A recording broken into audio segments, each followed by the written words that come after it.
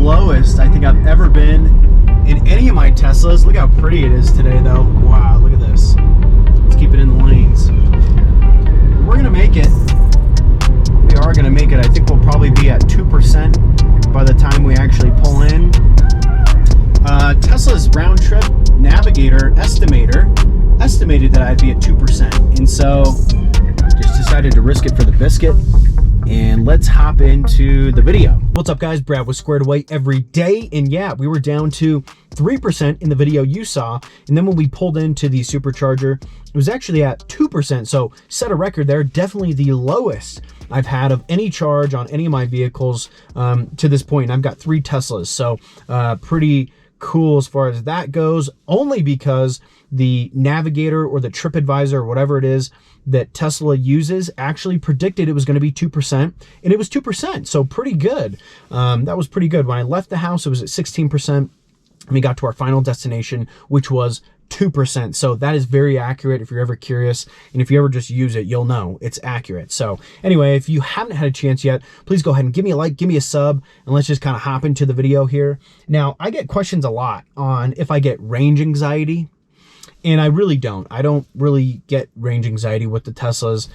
For one, the little TripAdvisor on how much battery you're gonna have to get somewhere and then your return trip is very, very accurate. I've noticed maybe a discrepancy of like 1 to 2%, but for the most part, it's been really, really accurate. So that's a big reason I don't have the range anxiety, but also it's like, what's the worst that's gonna happen with these electric cars? You gotta get towed. I mean, yeah, that would suck, but it's not like, you know, it's not that big a deal. Actually, I would worry more in an internal combustion engine vehicle, specifically certain types of engines, to where if you do run out of gas, you're going to have some serious problems with the engine afterwards. Not serious, but you are going to have some significant problems, I should say. So anyway, I don't really have range anxiety in these cars, but let's hop into the video here. Now, I've had a bunch of questions on how much it costs to insure the Plaid, and really that's it. But I figured I'd throw in how much it costs to insure the Plaid as well.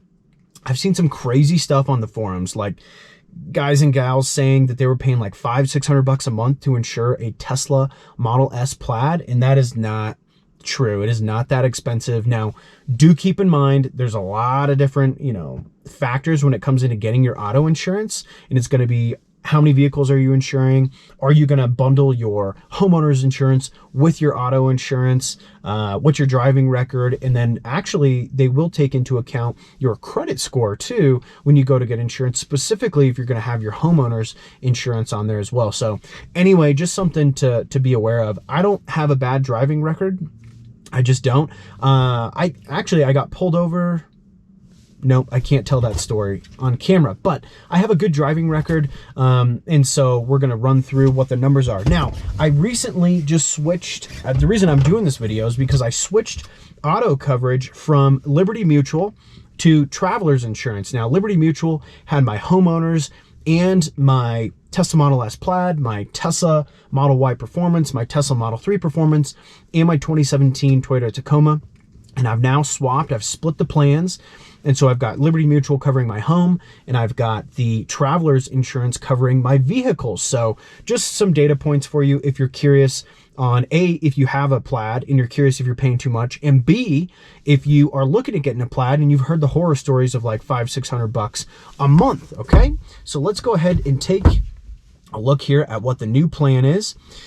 And I'm going to just run through this really quick, high level on what you're getting with this dollar amount, but it's pretty good coverage for the most part. And if it's not, if you're like some insurance person, let me know if you think this is bad insurance. But for me, on the Tesla Model S Plaid, I pay $1,840 per year, and then an additional $180 per year for a underinsured or uninsured motorist coverage. Okay, so that breaks down to be $168.33 a month is what that is. And the coverage I have, we're just going to run through this really quick here. Liability coverage is $250,000 per occurrence, $500,000 max. Property damage is $100,000. Medical payments is $5,000. We've got comprehensive. We don't have any custom equipment coverage on this because there's no upgrades on it other than the PPF, and that's really it. We've got collision on here, obviously. We've got a gap coverage as well. So Gap coverage, if you don't know, is if your loan is upside down, you've got a higher loan than the car is worth, they'll cover the gap. Now, I didn't really need that because I put so much money down on the vehicle, but I'd rather not risk it with a car this expensive. So it's on there. It's not that expensive, additional. We've got personal property coverage, we've got roadside assistance coverage, the trip interruption coverage, and then we have premium roadside assistance as well. And again, that works out to be $168.33 a month, or $1,840 a year, plus that $180 for the underinsured or uninsured motorist coverage, which just means if somebody slams into you and it's their fault, and they don't have insurance, then your insurer will pay for the cost to replace the car or whatever it is. So that's that on the insurance side of it. And then if we look at what it costs me to register the vehicle, I live in Colorado, so take that for what it is. And I registered the vehicle about a month after I bought it, so it was in the same year. And the cost for me was $2,877.94 to register the Tesla Model S Plaid. Now, the interesting thing is my Tesla Model Y Performance actually costs more to insure than the Model S Plaid. I don't know why. I'm not really sure. Did I say that right? The Model Y Performance. I don't know if I called it something weird. But anyway, that costs more to insure than the Plaid does. I don't really know why, but it does. And it's not anything crazy. Maybe it's an extra like $50, $60, $70 more. But anyway, I figured I'd just throw the video up here.